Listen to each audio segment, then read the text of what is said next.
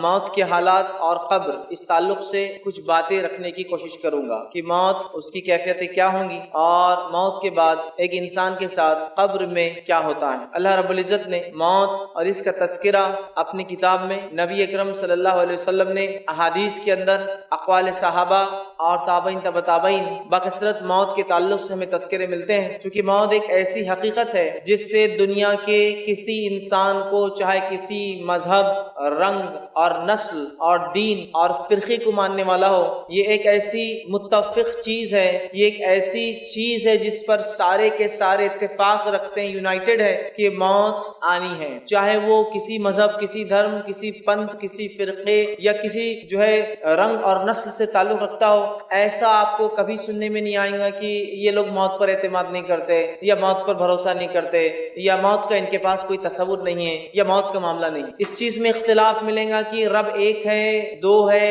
تین ہے یا سینکڑوں ہے۔ اس چیز میں بھی اختلاف ملے گا کہ فلاں انبیاء ہے یا نہیں ہے، اس میں اختلاف۔ اس چیز میں اختلاف ملے گا کہ نیکی اور بدی کیا ہے، حرام اور حلال کیا ہے، لیکن اس چیز میں کسی کو اختلاف نہیں ہے، موت ایک اٹل حقیقت ہے اور انسان کو اس مرحلے سے گزرنا ہے، اس لیے کہ جو ذی نفس ہوتا ہے، پیدا ہوتا ہے، اس کو اس کی نفس پھر ختم ہوتی ہے، وہ خاتمے کو موت کہا جاتا ہے عربی زبان کے اندر۔ مرنا جس کو کہیں گے عام زبان میں جو ہے اردو زبان میں جس طرح ہم کہتے ہیں، یا مرتیو کہتے ہیں کہ انسان مر جاتا ہے، ختم ہو جاتا ہے، فنا ہو جاتا ہے، تو جو پیدا ہوا اسے ختم ہونا ہے، چیز پر سبھی کا جو اتفاق ہے۔ اسلام ایک ایسا عالمی دین ہے جس نے انسانوں کے تمام سوالات کے جواب دیے۔ یہ وہ دین ہے جو انسانوں کو تعلیم دیتا ہے کہ تم دنیا میں کیوں آئے ہو، یہ وہ دین ہے جو یہ تعلیم دیتا ہے کہ تمہیں کیا کرنا ہے اس دنیا میں، یہ وہ دین ہے جو یہ بتاتا ہے کہ تم مرنے کے بعد کہاں جانے والے ہو، اور یہ وہ دین ہے جو بتاتا ہے کہ مرنے کے بعد تمہارے ساتھ کیا ہونے والا دوبارہ اٹھنے کے بعد، یہ وہ دین ہے بتاتا ہے کہ اچھے کرم، اچھے کام، نیکی کرنے والوں کا کیا انجام ہوگا، یہ وہ دین ہے جو بتاتا ہے کہ برے کرم، سو کرم، برے کام کرنے کا نتیجہ کیا ہوگا، گناہ اور معصیت والے کہاں جائیں گے اور کیا سلوک ہوگا۔ تو گویا اسلام وہ دین ہے جس نے پیدائش سے لے کر موت تک، موت کے بعد اٹھائے جانے کو اور اس کے بعد کے تمام مرحلے کو اپنے ماننے والے کو بتفصیل ڈسکس کیے، بتفصیل بیان کیے کہ اے لوگوں یہ ہے تمہارا معاملہ، اور اس کی ساری تعلیمات، اس کا سارا جو کچھ اس نے کہا ہے یہ ساری انسانیت کے لیے۔ اسلام کوئی ایک ایسا دین یا مذہب نہیں ہے جو کسی مذہب یا جاتی یا رنگ یا نسل یا قوم کے لیے آیا ہے، یہ وہ دین ہے جو ساری انسانیت کے لیے آیا ہے۔ اور تین اہم سوال جس کو انسان بار بار اٹھاتے رہے ہیں اور آج بھی یہ سوال انسان کو چبھتے ہیں، اس کا جواب اسے نہیں مل پاتا، اسلام نے ان سوالات کے مفصل جواب دیے۔ پہلا سوال، ہم کہاں سے آئے ہیں؟ دوسرا سوال، ہم کیوں آئے ہیں اس دنیا کے اندر، کیا مقصد ہے؟ تیسرا سوال، اس دنیا کے بعد کیا ہونے والا ہے آخر، کیا ہم مر کھپ جائیں گے اور مٹی بن جائیں گے، کیا ہمارے کرموں کے حساب سے ہم دوبارہ اٹھائے جائیں گے یا نہیں اٹھائے جائیں گے، کیا ہونے والا ہے، یا پھر سب اٹھ کے سیدھے جنت میں، سورگ میں چلے جائیں گے، یا نرک جیسی یا جہنم جیسی کوئی چیز بھی ہے جس میں گناہگار اور سزا یافتہ لوگوں کو سزا ملے گی؟ تو اسلام کلیئر کٹ بہت ہی واضح انداز میں جواب دیتا ہے، ہم اللہ رب العزت کی طرف سے دنیا میں بھیجے گئے ہیں۔ تو ہم کہاں سے آئے ہیں؟ ہم جنت سے نکلے ہیں، آدم ہمارے باپ جنت میں بنائے گئے تھے، ہم وہاں سے نکلے تو ہم جنت سے آئے ہیں۔ اس دنیا میں کیوں آئے ہیں؟ سورہ زاریات سورہ نمبر 51 آیت نمبر 56، وما خلقت الجن والانس الا لیعبدون، تمہیں ہم نے دنیا میں جن اور انس کو اس لیے بھیجا تاکہ تم لوگ ہماری عبادت کر کے آؤ۔ تو اللہ نے مجھے اور آپ کو اور سارے مانووں کو اور سارے انسانوں کو اس لیے بنایا صرف اور صرف کہ وہ ایک اللہ کی پرستش، عبادت، پوجا اور اسی کی جو ہے بات کو مانے اور اسی کے طریقے پر چلے، یہ دنیا میں آنے کا مقصد ہے۔ اور اس کے بعد کیا ہونے والا ہے، ہم کہاں جائیں گے؟ تو اسلام نے clear cut open guidelines دیے کہ تم مرنے والے ہو، اور یہ آنکھ بند ہونے کے بعد، یہ دنیا سے اٹھنے کے بعد تم ختم نہیں ہونے والے ہو انسانوں۔ اس کے بعد ایک لا تعداد اتنی لمبی زندگی جس کو ڈیفائن نہیں کیا سکتا،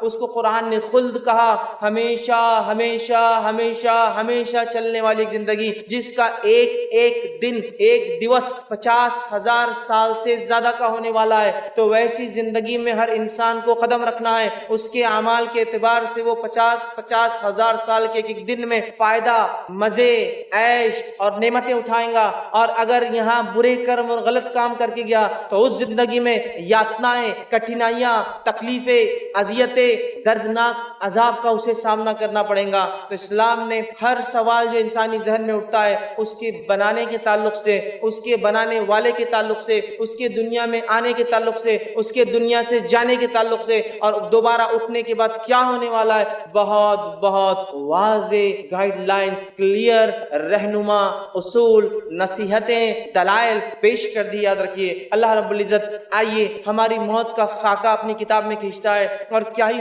خوب فرماتا ہے. سورہ مومنون سورہ نمبر 23 آیت نمبر 99 اور 100 اللہ فرماتا ہے حتی اذا جاء احدهم الموت قال رب ارجعوا لعلی اعمل صالحا فیما ترک. جب تم میں سے کسی کے پاس موت آتی ہے، موت کی گھڑی آتی ہے، اس کے فرشتے حاضر ہو جاتے ہیں، چاہے وہ موت اپنے بستر پر آئے، چاہے وہ موت انسان کو کھڑے سے آئے، چاہے وہ موت ڈوب کر یا جل کر آئے، چاہے وہ موت کسی چیز میں دب کر یا ایکسیڈنٹ کے ذریعے آئے، چاہے وہ موت قتل کے ذریعے آئے، چاہے انسان خودکشی کر کے اپنے آپ کو قتل کر لے، موت کے فرشتے جب آتے ہیں گناہگار، فاسق، کافر اور اسی طرح جو ہے منافق کے پاس، تو وہ کہتا ہے حتی اذا جاء احدهم الموت قال رب ارجعوا. تو انسان کہتا ہے ان آنے والے فرشتوں سے اے فرشتوں میرے رب سے جا کر گزارش کرو، رب ارجعوا مجھے واپس لوٹنے کی تھوڑی ڈھیل اور مہلت اور تھوڑا سا ایک پیریڈ، ایک انٹرول، چھوٹا سا مجھے ایک وقفہ دیا جائے، لعلی اعمل صالحا فیما ترک، تاکہ میں دنیا میں جو نیکیاں چھوڑ آیا تھا جا کر واپس کر لوں. اگر آستھاوان نہ تھا، ایمان والا نہ تھا تو آستھا لالوں، ایمان لالوں ایک ستیہ ایشور ہمارے بنانے والے پر، اور اگر گناہگار تھا، ایمان والا تو تھا تو مہلت مانگے گا کہ کچھ پنیہ کے اور نیک کام کر کے میں آ جاؤں، تھوڑی سی مجھے ڈھیل اور سہولت اور مہلت دے دی جائے. تو وہ کہیں گا لعلی اعمل صالحا فیما ترک، کہ مجھے تھوڑی سی ڈھیل اور مہلت دی جائے تاکہ نیکیاں جو چھوڑ آیا ہوں پھر کر لوں. کلا انہ کلمۃ هو قائلها، رب العزت کی طرف سے وہ فرشتے جواب لے کر آتے ہیں، اے اللہ تیرا بندہ ایک مہلت مانگتا ہے، ڈھیل مانگتا ہے، چھوٹ مانگتا ہے، کیا کیا جائے؟ اللہ جواب دیتا ہے کلا ہرگز ایسا نہیں ہوگا، انہ کلمۃ هو قائلها، تو دنیا میں عادی تھا اس بات کا، اگلی بار اگلی بار اگلی بار ایک اور چانس، ایک اور مہلت، ایک اور بار مجھے جو موقع دیا جائے. کلا انہ کلمۃ هو قائلها، دنیا میں تو عادی تھا صرف یہ بولنے کا کہ ایک اور چانس اور مہلت دیا جائے. اور اللہ فرماتا ہے یہ دوبارہ اب بالکل نہیں پلٹیں گے، نہیں جائیں گے الی یوم یبعثون، دوبارہ اٹھائے جائیں گے. ومن ورائہم برزخ الی یوم یبعثون، اور ان کے اور اس دنیا کے بیچ میں ایک آڑ ہے، ایک برزخ ہے، ایک پردہ ہے، ایک ایسی آڑ نہ جو کسی سے ایک دوسرے سے مل سکتا ہے، نہ آ سکتا ہے، نہ وہاں سے کہیں جا سکتا ہے، نہ آپس میں وہ ارواح وہ روحیں ایک دوسرے سے مل سکتی ہے. یہ الی یوم یبعثون، وہ آڑ وہ برزخ دوبارہ اٹھائے جانے تک ہے. تو اس سے پہلے کہ کسی کی موت آئے اور یہ ڈھیل، یہ سہولت اور یہ مہلت ہم مانگے جو کہ کسی کو آج تک نہیں دی گئی اور نہ ہی قیامت تک کسی کو ملیں گی، لہٰذا اچھے اعمال کر کے جو فرشتے آئے خوشی خوشی ہم ان کے ساتھ نکل کر چلے جائے، ورنہ وہ فرشتے آ جائیں گے پھر ہم ڈھیل اور مہلت مانگیں گے، گڑ گڑائیں گے، آہو بھکا کریں گے، چیخیں گے اور چلائیں گے. ہم چیخیں گے اور چلائیں گے لیکن سارے لوگ موت اور میت ہے کہہ کر سمجھ نہیں پائیں گے، لیکن وہ میت، وہ مرنے والا خوب گڑ گڑائیں گا، آہو بھکا کریں گا. اللہ رب العزت نے اس بات کو سورہ قاف سورہ نمبر 50 آیت نمبر 19 میں یوں دہرا فرمایا وجاءت سکرۃ الموت بالحق، اور موت کی سکرات، موت کی سختیاں حق کو لے کر آ پہنچی ہے. اب غائب کے دروازے کھل چکے ہیں، فرشتے نظر آنے لگے ہیں اور غائب کی دنیا دکھ رہی ہے. فرشتے اپنی جماعت کے ساتھ آئے ہیں، ملک الموت اس روح کو لینے آئے ہیں، جیسے اس کے اعمال ہوں گے ملک الموت اپنا چہرہ اور ساتھ لانے والے اپنے ساتھیوں کے چہرے خوشنما اور بدنما اس کے اعتبار سے آئیں گے اور آ کر اس شخص کی سخت گرفت کریں گے، پکڑیں گے، اور اس کے اعمال کے اعتبار سے وہیں سے اس کو سزا یا جزا کا ایک مرحلہ شروع ہو جائے گا کہ جو ہے کافر تھا وہیں سے مار پیٹ، اور قرآن کہتا ہے تھپڑ رسید کریں گے فرشتے اس کو، اس کے پیٹ پر، اس کے چہروں اور گالوں کے اوپر، اور وہیں نیکوکار ہوں گا، اس کو خوشخبریاں سنائی جائیں گی، اس کی روح مچلیں گی کہ کاش میں جلدی نکل جاؤں،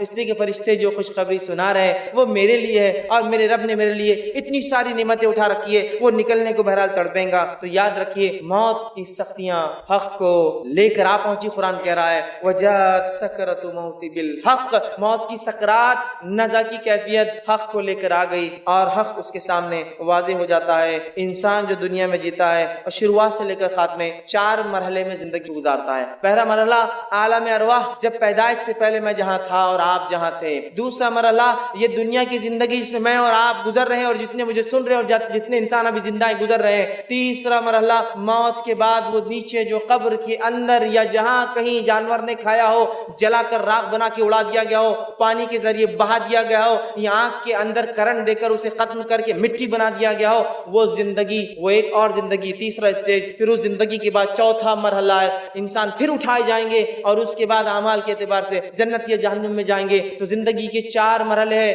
عالم ارواح پیدائش سے پہلے یہ زندگی جس سے میں اور آپ گزر رہے ہیں, وہ زندگی جو موت کے بعد اس گڑھے اور قبر کے اندر اور برزخ میں آئیں گی, اور چوتھی وہ زندگی جو دوبارہ ہم سب انسان آدم کی اولاد جو ہے, ایک ماں باپ کی جو اولاد ہے, سب اٹھائے جائیں گے, اچھے اور برے, کارے اور گورے, اونچے اور نیچے, اور سب کے ساتھ اللہ رب العزت فیصلہ کریں گا, انصاف کریں گا, ذرہ برابر بھی کسی کے ساتھ نا انصافی نہ ہوں گی. 4 زندگیوں کے مرحلے ہوتے ہیں, اس سے مجھے اور آپ سب کو گزرنا ہے. اور موت زندگی کا سب سے خطرناک, سب سے ہولناک, سب سے سخت مرحلہ ہے جس سے انسان گزرتا ہے. یہ پیدائش کے مرحلوں سے بھی کئی درجے زیادہ سخت جو ہے ایک مرحلہ ہے, اور اتنا سخت مرحلہ ہے کہ جس کی کوئی حد نہیں. یاد رکھیے, اور موت ایک ایسی حقیقت ہے جس سے کسی کو انکار نہیں. اللہ رب العزت نے سورہ آل عمران سورہ نمبر 3 آیت میں 185 میں فرمایا, کل النفس ذائقۃ الموت, ہر نفس کو, جو بھی نفس ہے اسے موت کا مزہ ایک نہ ایک دن چکھنا ہے, اور لوٹ کر ہم سب کو اپنے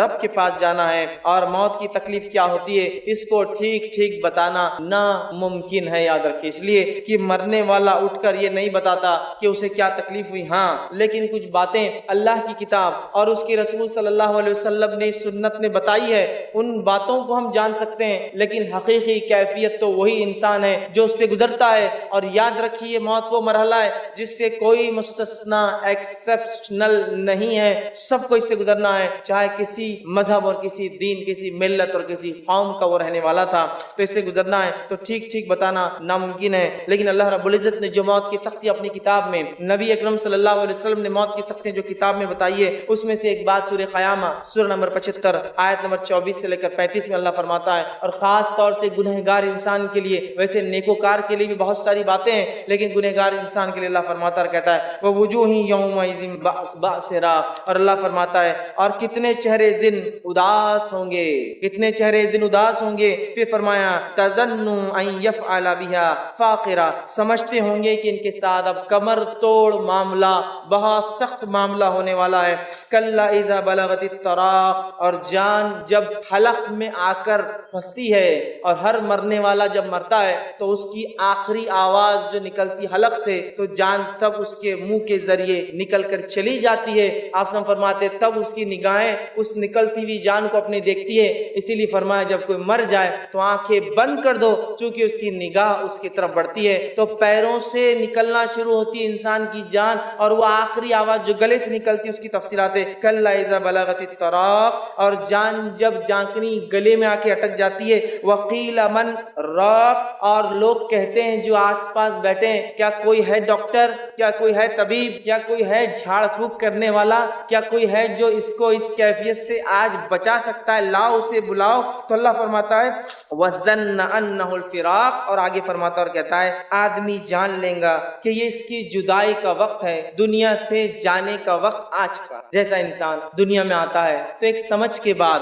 اسے یہ بات واضح ہو جاتی ہے کہ دنیا کی زندگی مجھے گزارنا ہے, لیکن موت ایک ایسی گھڑی ہے جب انسان جان لے گا کہ اس کا جانے کا وقت آ چکا ہے. اللہ نے فرمایا وَتَفَّتِ السَّاقُ بِالسَّاقِ, اور پنڈلیوں سے پنڈلیاں آدمی رگڑے گا. یہ وہ شدید تکلیف کا بیان ہے جو موت کے وقت ہر انسان کو برداشت کرنا پڑتی ہے, چاہے موت کسی بھی حالت میں آئے. اگر آپ نے کسی کی موت کو کبھی دیکھا ہو تو پنڈلیاں وہ خوب رگڑتا ہے, اس لیے کہ یہ بڑا تکلیف دہ مرحلہ ہوتا ہے. تو جب گلے تک جو آواز آ جاتی ہے اور لوگ چلاتے ہیں آس پاس والے, کوئی ہے یہاں ہو, دیکھو, بلاؤ, علاج کرو, اور جب پنڈلیوں سے پنڈلیاں رگڑتی ہے, الی ربک یومئذ المساق, اور آج تیرے رب کی طرف چلنے کا وقت آ گیا. فرشتے بولتے اب کوئی فائدہ نہیں, کوئی طبیب, کوئی معالج, کوئی ڈاکٹر, کوئی جھاڑپو, کچھ نہیں, اب تمہارے رب کے پاس لوٹنے کا تمہارا وقت ہے. فلا صدق ولا صلی, نہ تو نے دنیا میں صدقات کی, نہ نماز قائم کی. ولکن کذب وتولی, یہ گناہگار انسان کے تعلق سے بات ہو رہی ہے, اور تو نے نہ صدقات دیا نہ نماز قائم کی. ولکن کذب وتولی, اور تیرے سامنے انبیاء نے آ کر باتیں رکھی, تیرے سامنے آ کر اس کے صحابہ نے, تابعین اور نیک لوگوں نے باتیں سنائی, واعظ اور نصیحت کی, لیکن تو نے کیا کیا؟ ولکن کذب وتولی, سب کو جھٹلا کر منہ پھیر کر تکبر کے ساتھ چلنے لگا. لگا دیکھا جائے گا، جب موت آئیں گی تو دیکھا جائے گا کیا ہوگا۔ تو اللہ نے فرمایا وَلَكِنْ كَذَّبَ وَتَوَلَّى، تو پلٹ گیا، تو نے اپنا چہرہ پھیر لیا اور منہ پھیر کر چلا گیا۔ تو یاد رکھیے موت کب آئیں گی ہم نہیں جانتے، لیکن اس بات کو پلے باندھ لیجئے کہ زندگی کا کوئی بھروسہ نہیں ہے، موت کا بھروسہ ہے۔ لوگ کہتے ہیں موت کا کوئی بھروسہ نہیں ہے، زندگی کا ہے۔ میں کہتا ہوں زندگی کا کوئی بھروسہ نہیں ہے، کب ہاتھ چھوڑے اور نکل جائے۔ ہاں موت یقینی ہے، جیلے جتنا جینا ہے، 1000 سال، 10,000 سال، لاکھ سال، 10 لاکھ سال، لیکن الٹیمیٹلی تیرا ڈیسٹینیشن تجھے واپس آنا ہے۔ لیکن موت جو ہے حق ہے، یاد رکھیے۔ لوگ کہتے ہیں زندگی کا کیا بھروسہ، یاد رکھیے بات صحیح ہے،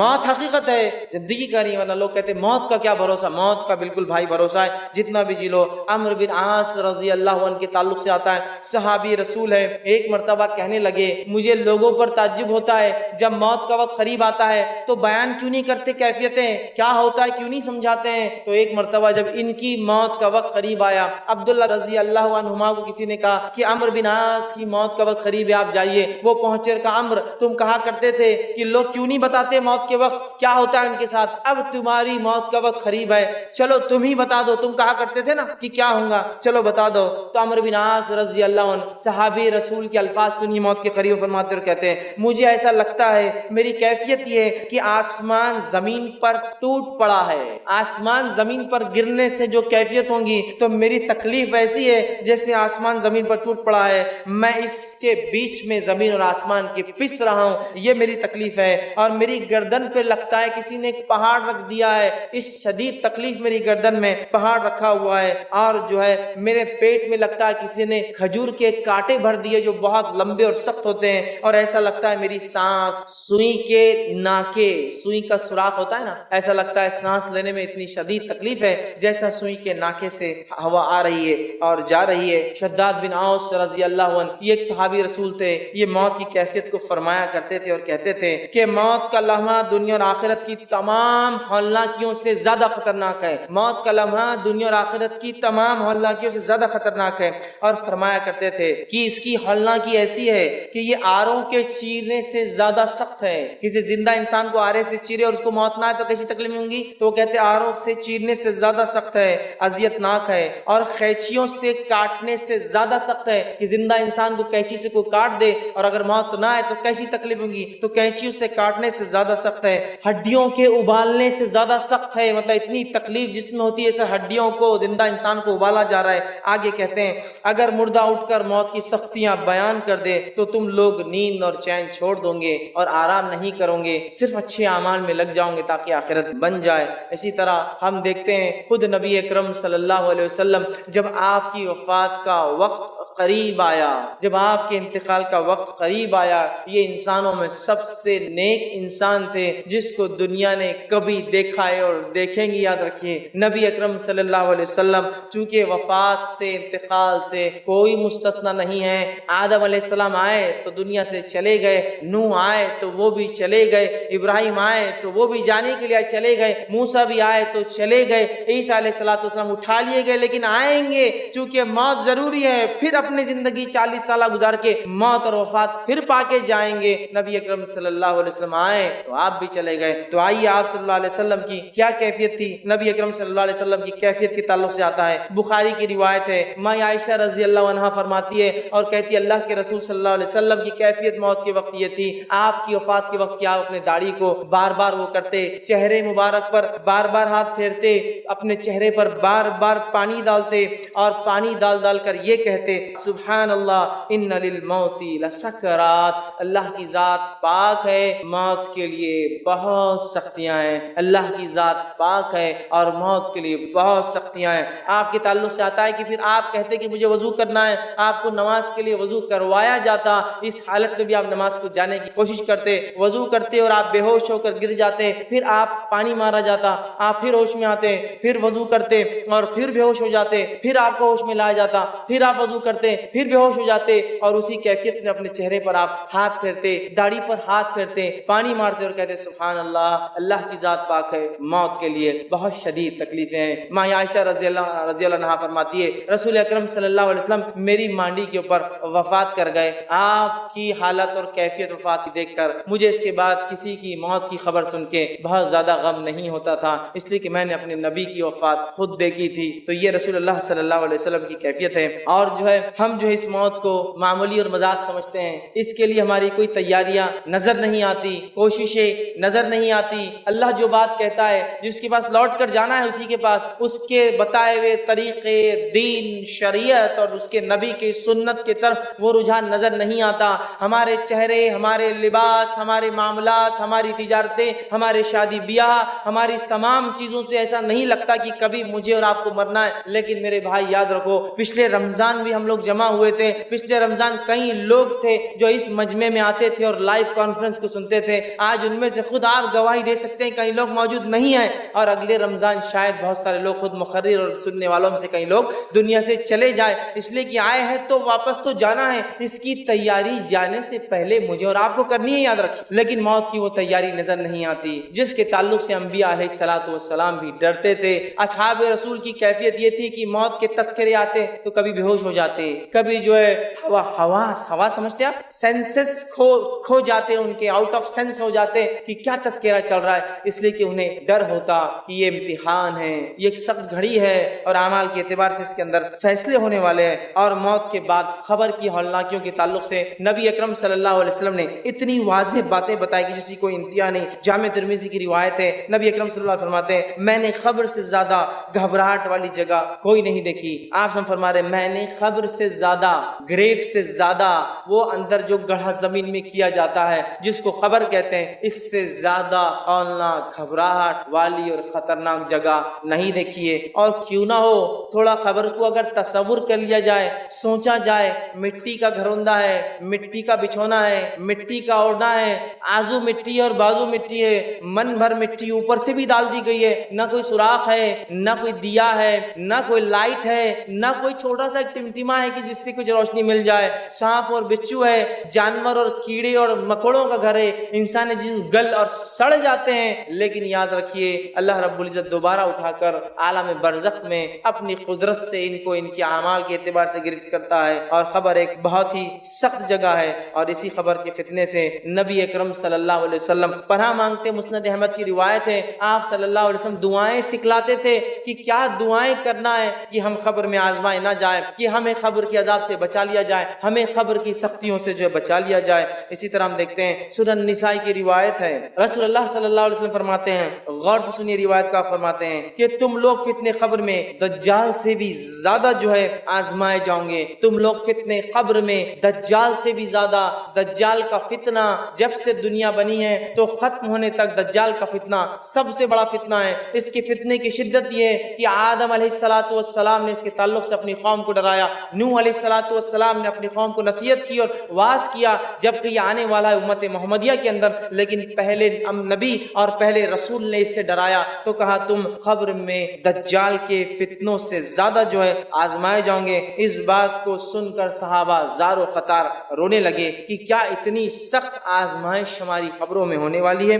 تو آپ نے کہا تمہاری اتنی آزمائش ہوگی. جامع ترمذی کی روایت ہے, عثمان بن عفان رضی اللہ عنہ کے تعلق سے آتا ہے کہ جب آپ قبر کے پاس سے گزرتے یا قبرستان جاتے, قبر کے پاس جاتے تاکہ عبرت حاصل ہو, تو آپ کی کیفیت یہ ہوتی کہ اتنا روتے اتنا روتے اتنا روتے کہ آپ کی داڑھی جو بہت گھنی تھی آنسوؤں سے بھر جاتی, اور کہا کرتے تھے کہ یہ منزل جس کے لیے آسان ہو گئی باقی ساری منزلیں اس کے لیے آسان ہیں, اور جس کے لیے اس منزل میں سختی اور پکڑ ہو گئی باقی سارے مرحلے پہلے سور سے لے کر قیامت تک اور اس کے بعد حشر اور آخرت تک, اس کے لیے حساب و کتاب تک سارے مرحلے اس کے لیے بہت مشکل ہے. بہقی کی روایت ہے عمر بن خطاب رضی اللہ عنہ جو کہ بہت سخت جان اور ایک قوی ہیکل مضبوط قسم کے جسامت والے انسان تھے. اس صحابی کے تعلق سے خلیفہ رسول تھے, دوسرے خلیفہ تھے, اور اس کے ساتھ ساتھ آپ کے کئی فضائل ہیں. آپ کے تعلق سے آتا ہے کہ آپ اتنا روتے تھے, خبر کا سوچ سوچ کے اتنا روتے تھے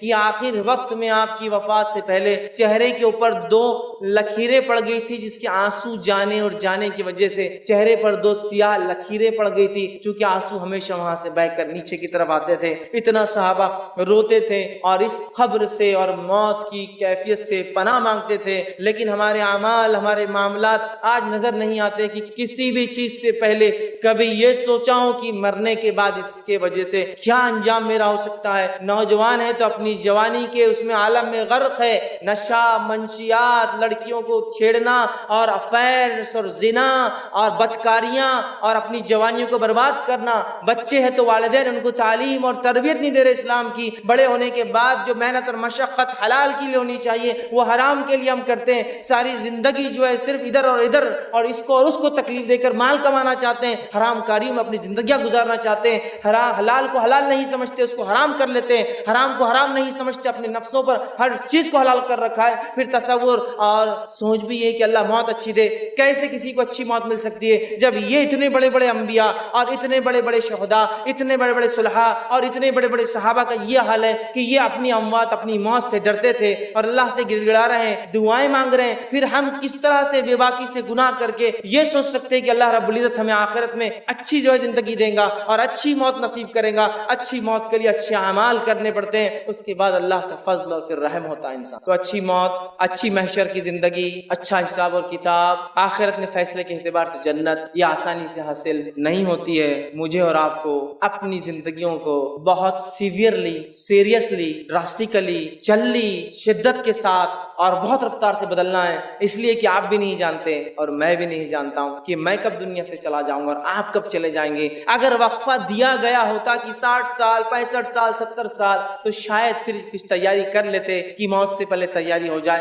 ہم نہیں جانتے میرے بھائی، اور لوگ کہتے ہیں نوجوان تو ہے، آخر وقت میں انشاءاللہ العزیز نیک عمل کریں گے۔ میرے بھائی، بوڑھوں کے مقابلے نوجوانوں کو تو جلدی مرتے ہوئے دیکھا ہے، جلدی مرتے ہوئے دیکھا ہے۔ تو کیوں یہ چکر میں ہے کہ نہیں ابھی تو جوانی ہے؟ ماں باپ کیوں یہ چکر میں ہے کہ بچہ بھی جوان ہے، دین پہ عمل مت کراؤ؟ اس لیے کہ بعد میں کریں گے نا، زندگی پڑی ہے۔ اللہ تعالیٰ کو وہ ریٹائرمنٹ کی بات کی عبادتیں پسند نہیں ہے، یاد رکھیے۔ اللہ کو وہ جوانی کا پرائم ٹائم چاہیے آپ کا اور میرا۔ اللہ کو جس چیز کے لیے حکومت کہہ رہی ہے تم بیکار ہو ہمارے لیے چلے جاؤ، وہ چیز اللہ کے لیے دینا چاہتے ہیں کہ جب زندگی بھر تو رشوت خوری، لوٹ مار، کھسوٹ سب کر لیں گے اور 58 اور 60 سال کے بعد ریٹائرمنٹ لے کر اللہ اللہ کر لیں گے، حج کر لیں گے، داڑھی رکھ لیں گے۔ ارے جس عمر کو تو حکومت کہہ رہی بیکار ہو گیا تو گھر جا کر بیٹھ، اس عمر کو اللہ کے لیے دینا چاہتے ہیں۔ اور اپنی جوانیوں کو والدین خود بچوں کو کہتے ہیں کہ ابھی ضرورت نہیں ہے، تو کیا تم لکھا کر لائے ہو تمہارے بچے کتنے دن جئیں گے؟ اور کیا میں لکھا کر لایا ہوں کہ میں اتنے دن میں مروں گا اور بوڑھا ہوں گا؟ ہمیں اپنی زندگیوں کو بہت جلدی تبدیل کرنا ہے، اس سے پہلے کہ موت کا شکنجہ کس لیا جائے، فرشتوں کو آرڈر اور حکم دے دیا جائے، پھر اس کے بعد ہم کہیں حتی اذا جاء احد الموت قال رب ارجعون، اے اللہ تھوڑی سی مہلت دی جائے، واپس ریٹرن لوٹنا ہے، نیک کام کرنا ہے، لعلی اعمل صالحا فیما ترک، جو نیکیاں تیرے نبی بتا کر گئے تھے، تیرے دین و شریعت نے بتائی تھی، میں کر کے آؤں۔ نہیں ملنے والا یہ موقع یاد رکھیے، نہیں ملے گا۔ اور انسان کی فطرت ہے، اسے کہا جائے نماز اگلے جمعے سے، دیندار بنو اگلے رمضان سے، اچھا پڑھو اگلے سیمسٹر سے، فلاں کام اگلی فصل سے، اچھا بزنس کرو اگلے سیزن سے، اگلا اگلا اگلا موقع چاہیے۔ اللہ کہتا کلا نہیں ملنے والا تجھے اگلا موقع، چونکہ تیری فطرت ہے اگلا موقع چاہیے اور تو کرتا نہیں اعمال، لہٰذا اپنی زندگیوں کو بہت جلدی تبدیل کرنا ہے۔ میں اور آپ نہیں جانتے کیا حال ہونے والا ہے۔ ابن ماجہ کی روایت ہے، ابو ذر غفاری رضی اللہ عنہ فرمایا کرتے تھے، جب برزخ اور موت کی کیفیت اللہ کے رسول صلی اللہ علیہ وسلم بیان کی تو کہنے لگے کاش کہ میں درخت ہوتا، لوگ آتے کاٹتے سکھا کے مجھے جلا دیتے، میں انسان پیدا نہ ہوا ہوتا، اس لیے کہ درخت سے پوچھ نہیں ہونے والی، مجھ سے اللہ رب العزت پوچھ کرنے والا ہے۔ کتاب الزہد کے اندر ابو ہریرہ رضی اللہ عنہ کے تعلق سے آتا ہے کہ جب آپ کی موت کا وقت قریب آیا، انتقال کا وقت قریب آیا، دنیا سے کوچ کر جانے کا وقت قریب آیا تو رونے لگے۔ یہ بھی ایک خوش نصیبی کی موت ہے کہ انسان بیمار ہو اور توبہ کا موقع ملے، اچانک آنے والی موتوں میں توبہ کا موقع نہیں۔ تو بہرحال تو رونے لگے اس موت کی کیفیت میں، اور روتے روتے جو ہے لوگوں نے پوچھا اے ابو ہریرہ کیوں روتے ہو، کیا دنیا سے جانے کا غم ستاتا ہے تمہیں؟ تو کہنے لگے ابو ہریرہ رضی اللہ عنہ کہ کہا دنیا سے جانے کا، چھوڑنے کا غم نہیں ہے، لیکن میرا سفر بہت لمبا ہے، طویل سفر ہے میرا، اور خلیل زاد راہ ہے میرے پاس، توشہ بہت کم تیار کیا ہے، سفر کچھ زیادہ ہی لمبا ہے، سفر لمبا ہے، میں نے زاد راہ سفر کی تیاری کے لیے سامان کم جمع کیا ہے۔ اور پھر فرماتے ہیں میں نے اپنی زندگی کی شام ایک ایسے ٹیلے پر گزاری ہے جس کے آگے میں نہیں جانتا ٹیلا پار کرنے کے بعد کہ میرے لیے جہنم ہے یا میرے لیے جنت رکھی گئی ہے۔ تو یہ اصحاب ہے جن کے تعلق سے اللہ کی کتاب نے کہا رضی اللہ عنہم ورضوا रदुअन, अल्लाह उनसे राजी और वो अल्लाह से राजी। अगर इनके अमवात और इनकी मौत पर ये डर रहे हैं, इतने कसीर अमल करने के बाद अगर ये खलील कह रहे हैं उसको ज़ादिरा खलील, जबकि अबू हुरैरा रज़ी अल्लाह अन्हु की शख्सियत किसको नहीं पता है? हदीस का कोई तालिब इल्म ऐसा कोई हो सकता है जिसने अबू हुरैरा रज़ी अल्लाह अन्हु के ताल्लुक से नहीं सुना हो कि फलां सहाबी है? ये वो सहाबी है जिसने 5000 से ज्यादा हदीसें रिवायत की है रसूल अकरम सल्लल्लाहु अलैहि वसल्लम से, और क़यामत तक जितने लोग उस हदीस पर अमल करेंगे सबका सवाब अबू हुरैरा रज़ी अल्लाह। तो ये वो सहाबी है, लेकिन अपनी मौत से देख कितना घबरा रहे, कितना डर रहे। और क्यों ना हो, अल्लाह रब्बुल इज्जत ने तो यूसुफ अलैहिस्सलातु वस्सलाम का जिक्र किया अपनी किताब में। जब यूसुफ अलैहिस्सलातु वस्सलाम की मौत का करीब आया, वक्त करीब आया, तो कहने लगे कि अल्लाह जो है जालनी मुकरमन वालिक बिस्सालिहीन, अल्लाह मुझे इकराम वाले और नेक लोगों में शुमार। अंबिया है और ऐसे नबी है यूसुफ अलैहिस्सलातु वस्सलाम के जिसके जैसा नसब तो किसी का नसब नहीं। सिजरा बड़ा दादा नबी इब्राहिम अलैहिस्सलाम, दादा नबी इसहाक अलैहिस्सलाम, बाप नबी है ना, आपके जो वालिद थे याकूब अलैहिस्सलाम, और खुद नबी। उसके बाद कह रहे हैं कि ऐ अल्लाह जो है मेरा हिसाब आसान करना और मुझे जो है नेकोकारों में शुमार करना, अच्छे लोगों में मेरा शुमार करना। तो ये है अंबिया, ये है असहाब, ये इनका डर है। और हमारे असलाफ कब्रों से बहुत डरते थे, कब्र के अजाब और मौत से डरते थे। आज लोग ये धड़ल्ले से कहते हैं देखा जाएगा मरने के बाद, भाई तूने मेरी जमीन ले ली, देखा जाएगा मरने के बाद, भाई तूने मेरा पैसा ले दिया, नहीं देखा जाएगा मरने के बाद। मेरे भाई निपटा ले, यहाँ सब खत्म कर दे, यहाँ देखा कुछ भी नहीं जाने वाला है, सिर्फ लिया और लिया जाएगा और वापस दिया और दिया जाएगा, कुछ देखा जाएगा नहीं। कोई माहौलत, कोई छूट, कोई पहचान, कोई नसब, कोई खानदान, कोई रिश्वत, कोई सोना, कोई चांदी, कोई खूबसूरती, कोई मालदारी, कोई हसब नसब तेरे कुछ काम नहीं आएगा रत्ती बराबर। वहां सिर्फ बदला नेकियों से चलेगा मरने वाला। अगर मरने की कैफियत ठीक ठीक बता देता तो शायद हमें पता चल जाता, चूंकि मरने वाला बता नहीं पाता है क्या होता है। कुरान हदीस से मैंने कुछ बातें जमा की है कि नेक और बद की मौत कैसी आती है। ये रिवायतें सही बुखारी, सही मुस्लिम, जामे तिरमिजी, सुनन इब्न माजा, सुनन निसाई और दीगर किताबों से मैंने जमा की है। लेकिन हर रिवायत में एक मखसूस पार्ट और हिस्सा आ रहा था, तो मैंने वो सब को छोड़कर, हवालों को छोड़कर एक तरतीब दे दी पूरे वाक़े, एक सीक्वेंस बना दिया। हवाले चाहिए तो बाद में मुझसे आप ले सकते हैं, लेकिन अगर मैं अलग अलग हवाले बताऊंगा तो फिर वो तरतीब नहीं जम पाएंगी कि कैसे कब और क्या होता है। लिहाजा मैंने सब रिवायतों को मिलाकर एक तरतीबवार वाक़े आपके सामने मैं बयान कर रहा हूँ, ताकि एक तसलसल के साथ एक सीक्वेंस में स्टोरी या एक सीक्वेंस में वाक़े आपके सामने आ जाए। वरना अलग अलग हवाले मेरे पास पूरे मौजूद हैं। तो आइए अच्छे और बुरे के साथ क्या होता है उसकी तफसीलात हम देखते हैं, ताकि हमें पता चल जाए मौत कैसी कैफियत और मौत के बाद क्या होने वाला है। तो आइए सबसे पहले नेक इंसान से शुरू करते हैं, सीधे हाथ वाले लोगों से शुरू करते हैं, जन्नती लोगों से शुरुआत करते हैं। अल्लाह के अंबिया, सुलहा मतलब सालिहीन, सिद्दीकीन, शहदा और नेकोकारों से शुरू करते हैं। इनकी कैफियत क्या होंगी नेक लोगों की। तो सबसे पहली चीज, जब मौत का वक्त आता है तो नेक लोगों के पास फरिश्ते सूरज जैसी रोशन शक्लें लेकर आते हैं। कभी एक, कभी दो और कभी उससे जायद आते हैं। चमकदार रोशन शक्लें लेकर आते हैं, खुशबूदार जो है खुशबू के साथ, और जो अच्छे अच्छे चेहरों वाले फरिश्ते उसके पास आते हैं और उसके लिए खुशबूदार कफन को साथ लाते हैं जो रेशम का बना हुआ होता है। और वो कफन खुशबूदार कफन लेकर आते हैं, और आने के बाद मलिकुल मौत और दीगर फरिश्ते उस शख्स को सलाम करते हैं, उसको दुआ देते हैं। और यही पहला मरहला है, वो समझ जाता है कि मेरे लिए राइट चीज होने वाली है, चूंकि सलाम किया गया मुझे, तो सलाम करते हैं। इसलिए मैं बार बार कहता हूँ लोगों से, पहचान हो तो ऐसी हो कि फरिश्ते सलाम करे और उसका इंतजार वहां हो। दुनिया में तो बहुत पहचान लोगों की होती है, ये ज्यादा काम नहीं आती। तो बहरहाल उसको सलाम करते हैं, अच्छी अच्छी शक्लों में आते हैं और उसको अच्छे अच्छे नामों से पुकारते हैं, जिन अच्छे अच्छे नामों से दुनिया में उसे पुकारा जाता था। फुला बिन फुला, फुला बिन फुला, प्यारे प्यारे जो उसके अच्छे नाम, एक इंसान कहीं के नामों से पुकारा जाता है, सारे अच्छे अच्छे नामों से उसको पुकारेंगे, उसको आवाज देंगे और उसको रूह निकालने से पहले मलिकुल मौत बशारत देंगे, ऐ नेक इंसान, तेरे अमाल से तेरा रब राजी हुआ और तू जो है निकल जा, तेरे रब ने तेरे लिए जन्नत मुकाम तय कर दिया है। जो ही वो नेक इंसान की रूह इस बात को सुनती है कि उसके रब ने उसके लिए जन्नत तय कर दी है, वो मचलती है, लपकती है और फरिश्तों से कहती है निकालो मुझे, जल्दी बाहर निकालो, इसलिए कि मेरे रब ने मेरे लिए जन्नत उठा रखी है। और वो तेजी के साथ बाहर निकलती है, और जब निकलती है तो आप सल्लल्लाहु अलैहि वसल्लम फरमाते हैं इस आसानी से निकल जाती है जैसा एक थैली में पानी खोल दिया जाए, पानी गिर जाता है, उस तरह से इजीली वो जो है रूह निकल जाती है। और निकलने के बाद फरिश्ते जो मुअत्तर, खुशबूदार कफन, दुनिया में तो हम बहुत खुशबू लगाते हैं ना, ये खुशबू असल है जो मरने के बाद मिले इंसान को। तो मौत तर एक कफन जो रेशमी होता है, रेशम का बना हुआ होता है, लाकर उस कफन में उसको लपेट देते हैं। लपेटने के बाद उसका इस्तकबाल और वेलकम होता है। उसे लेकर फरिश्ते पहली आसमान की तरफ बढ़ते हैं। पहले आसमान पर जब वो रूह जाती है, उसकी खुशबू से पहले आसमान के लोग जान लेते हैं कोई नेक रूह आ रही है, खुशबू बता देती है। और दरवाजा जो है आसमान का खटखटाया जाता है, पूछा जाता है कौन, तो कहा जाता है फुला बिन फुला की रूह लाई जा रही है। फरिश्ते कहते इस्तकबाल, खुशामदीद, वेलकम, खैर, बहुत खूब आए, बहुत अच्छे।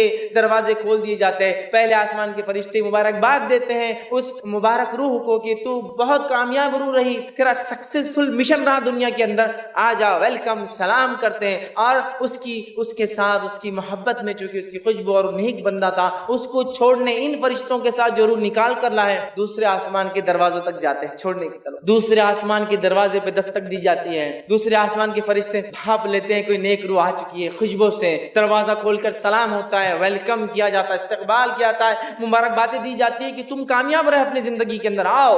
और फिर तीसरे आसमान तक सारे लोग मिलकर फरिश्ते छोड़ने जाते हैं, छोड़ कर आते हैं। मरहला 1, 2, 3, 4, 5, 6, 7वें आसमान तक जाता है। फिर 7वें आसमान पे जाने के बाद अल्लाह ताला आवाज देता है और कहता है, हुक्म देता है और कहता है इसे ले जाकर मेरे बंदे को वहीं डाल दो, इसलिए कि मैंने इसे मिट्टी से पैदा किया था और दोबारा इसी से उठाने वाला हूं। और अल्लाह फरमाता है इसका नाम इल्लियीन, नेक लोगों के रजिस्टर में लिख दो, इसका नाम अच्छे लोगों के खाते में डाल दिया जाए। और इल्लियीन के अंदर नेकोकारों की बुक रजिस्टर है, उस रजिस्टर में इसका नाम इंदराज रजिस्टर लिख दिया जाता है कि नेक इंसान है। रूह फिर उसी मरहलों से लौट लौट कर खुशामदीदे सलामतियां सुन कर जमीन पर आती है और लाने के बाद उसे कब्र में वापस उसके जिस्म में डाल दिया जाता है। नबी अकरम सल्लल्लाहु अलैहि वसल्लम फरमाते हैं जब कब्र में रूह को वापस डाल दिया जाता है और लोग दफना के दूर चले जाते हैं, तो उसके बाद वो आदमी जो मर चुका था या मरा हुआ था,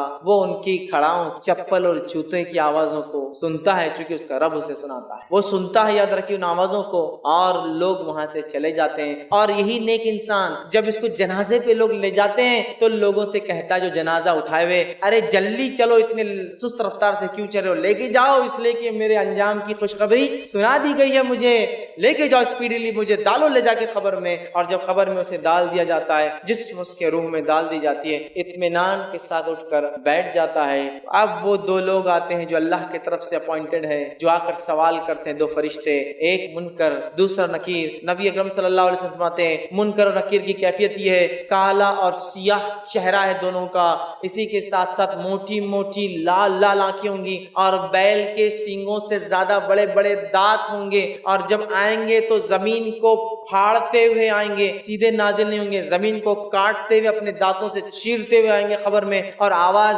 बिजली से ज्यादा तेज गरजदार आवाज में बात करते होंगे। और आकर जो है इस रूह से जो नेक थी, चाहे बद हो या नेक हो, इनका रवैया दोनों के साथ सख्त होता है। आकर बिजली जैसी कड़कती हुई आवाज में पूछते हैं मन रब्बु का, तेरा रब कौन था। दूसरा सवाल करते हैं मन नबीयु का, तेरा नबी कौन था। तीसरा सवाल करते हैं माँ दीनु का, तेरा दीन क्या था। 3 सवाल करेंगे। सवाल दिखने में बहुत छोटे हैं, जवाब भी मालूम, अल्लाह, मोहम्मद सल्लल्लाहु अलैहि वसल्लम, इस्लाम। लेकिन क्या आपको लगता है ये 3 इतने आसान जवाब मुंह से यूं ही निकल जाएंगे? नहीं निकलेंगे भाई। क्यों नहीं निकलेंगे? बुरे आदमी का जब लूंगा तफसीलात इसका, तो वो जवाब देगा इत्मीनान के साथ। सवालात के मरहले में दिखाई देगा सूरज डूबते हुए नेक इंसान को, सूरज गुरूब होते हुए दिखाया जाएगा। ये सब गायब की बात हो रही। तो वो कहेगा फरिश्तों से, फरिश्तों उनके नकीर रुक जाओ, असर की नमाज का वक्त खत्म हो रहा है, मुझे पढ़ने दो। तो मुनकर नकीर कहेंगे खबर नमाज की जगह नहीं। फिर उसे याद आएगा मैं तो मर चुका हूँ, लेकिन वो जिंदगी में आदी था ना नमाजों का, तो इसलिए उसकी खबर में भी नमाज याद रहे। फरिश्ते कहेंगे ये खबर है, ये दुनिया नहीं है, इसमें अमाल नहीं है। तब वो कहेंगे कंटिन्यू करो अगले क्वेश्चंस तुम्हारे। और फरिश्ते 3 सवालात करेंगे। 3 सवालात करने के बाद फरिश्ते उसे कहेंगे आराम से लेट जाओ, आराम से लेट जाओ। जवाब दे दिया। और फिर एक खिड़की खोली जाएंगी और उसे जहन्नुम दिखाई जाएंगी। और फरिश्ते कहेंगे ये وہ چیز تھی جس سے تیرے رب نے تجھے بچا لیا.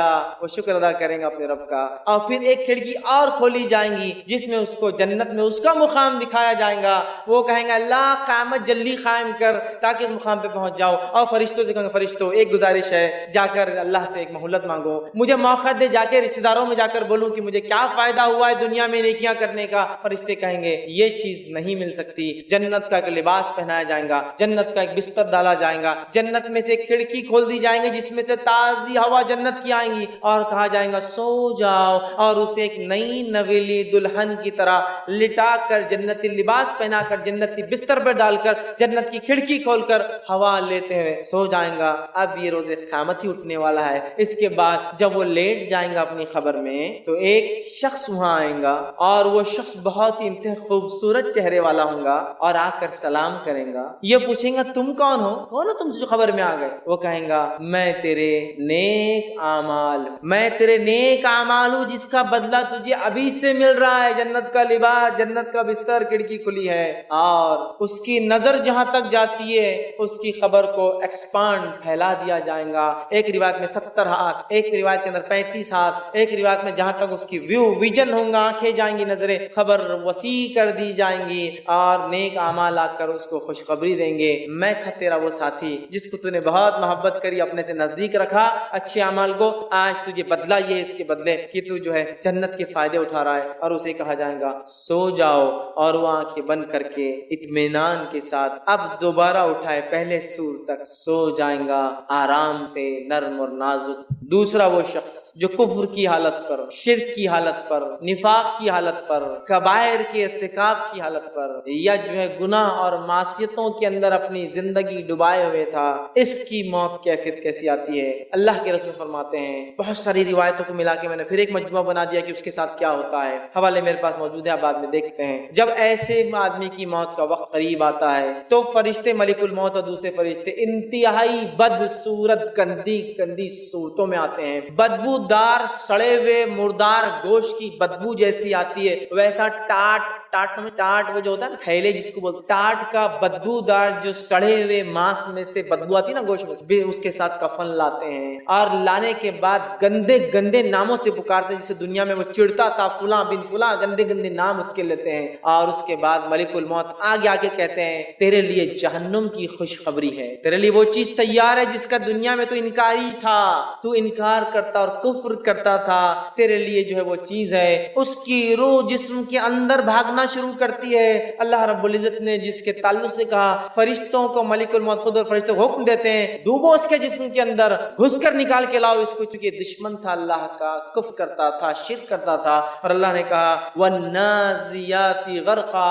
قسم فرشتوں کی جو انسانی جسموں میں غوطے لگا کر روحوں کو کھینچ کر لاتے. والنازیات غرقا, فرشتوں کی قسم جو جسم میں گھس کر کافر, منافق, فاسق, فاجر, کبائر کے کرنے والے کی روح کو کھینچ کر نکالتے ہیں. اور جب روح کو کھینچتے ہیں تو اللہ کے رسول فرماتے ہیں ایک لوہے کی سلاخ ہو جس کے اوپر کانٹے لگے ہوئے ہو, کیل لگی ہو, اور ایک بھیڑ جس کی اون گیلی ہو, ایک شیپ جس کا اون, اس کا وول گیلا ہو, اس میں اگر اس کانٹے کو گول گھمایا جائے اس لکڑی کو اور پھر کھینچ کے نکالا جائے, اس سے بھی زیادہ دردناک تکلیف اسے ہو. اون ہوتا ہے نا, اون, زندہ بھیڑ کا اون آپ کھینچیں گے تو اس کی چمڑی نکل کے آ جاتی ہے, اس طرح سے تکلیف ہوتی ہے, یہ اندر گھستا ہے. اور اللہ رب العزت نے اسی مقام اور اسی کیفیت کو دوسری جگہ یوں فرمایا اور کہا, سورہ انعام سورہ نمبر 6 آیت نمبر 93 میں, وَلَوْ تَرَى إِذِ الظَّالِمُونَ فِي غَمَارَاتِ الْمَوْتِ وَالْمَلَائِكَةُ بَاسِطُو أَيْدِيهِمْ أُخْرِجُوا أَنفُسَكُمُ الْيَوْمَ تُجْزَوْنَ عَذَابَ الْحَوْنَ بِمَا كُنْتُمْ تَقُولُونَ عَلَى اللَّهِ غَيْرَ الْحَقِّ وَكُنْتُمْ عَنْ آيَاتِهِ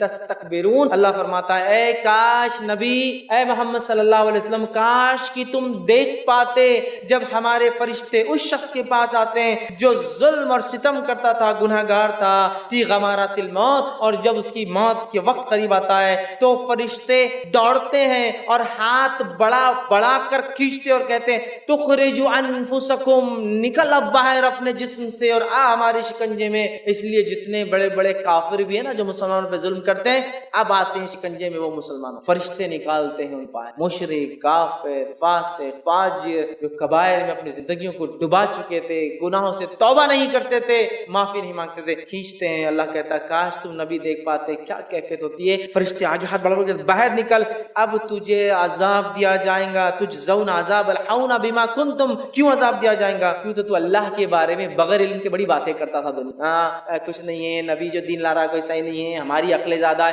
اب تجھے پتا چلے گا. اور اللہ فرماتا ہے بما کنتم تقولون علی اللہ غیر الحق وکنتم آیاتی تصبرون, اور اللہ کی آیتیں جب تیری سامنے پڑھ کے سنائی جاتی تو تکبر سے پلٹتا, آج ہے نہیں ہمارا ماما بھائی فلاں چیز حرام ہے, دیکھا جائے گا تکبر سے تو پلٹتا جب ہماری آیتیں تجھے سنائی جاتی. ہمیشہ تکبر کو کافر نہیں کرتے, ہم لوگ بھی کرتے اللہ کی آیتوں سے تکبر. جب ہم آیتیں ہماری سنائی جاتی رب کی اور ہم پیٹ پھیر کر چلے جاتے ہیں, دیکھا جائے گا بول کر آگے بڑھ جاتے ہیں. تو اللہ نے فرمایا اے نبی تم اگر دیکھتے کیا حالت, فرشتے نکالتے ہیں, نکالنے کے بعد پکڑتے ہیں, ٹاٹ کا گندا سڑا ہوا بدبودار جس میں سے مرے ہوئے ماس سڑے ہوئے گوشت کی بدبو آتی ہے, نکالتے ہیں, لپیٹتے ہیں, پہلے آسمان کی طرف لے جاتے ہیں. اس کی بدبو سے سارا آسمان مہک جاتا ہے. پہلے آسمان کے فرشتے بولتے ہیں ایسی مغضوب روح کو ہم اندر انٹر نہیں ہونے دیں گے, آسمان کے دروازے بند ہے تیرے لیے. اور اللہ حکم دیتا ہے اس کا نام سجین جیل والوں میں قید خانے والوں کے رجسٹر میں اندراج کر لو, نوٹ کر لو, اور سجین میں اس کا نام نوٹ کر لیا جاتا ہے. پہلے آسمان سے فرشتے اٹھاتے ہیں اس کو اور نیچے پھینک دیتے ہیں. وہ آ کر پہلے آسمان سے اپنے وزن کے ساتھ اپنی خبر میں پٹکا جاتا ہے, کوئی عزت نہیں اس, کوئی مقام نہیں اس کا, پٹکا جاتا ہے. جاتے ہی اس کی روح جسم میں ڈال دی جاتی ہے. جسم میں ڈالنے کے بعد وہی کیفیت دونوں فرشتوں کی, کالا سیاہ چہرہ, لال بڑی بڑی آنکھیں, دانت جو ہے بیل کے سنگ سے بڑے, زمین کو پھاڑتے ہوئے آتے ہیں اور آ کر اپنی گرجدار آواز میں پوچھتے ہیں من ربکا,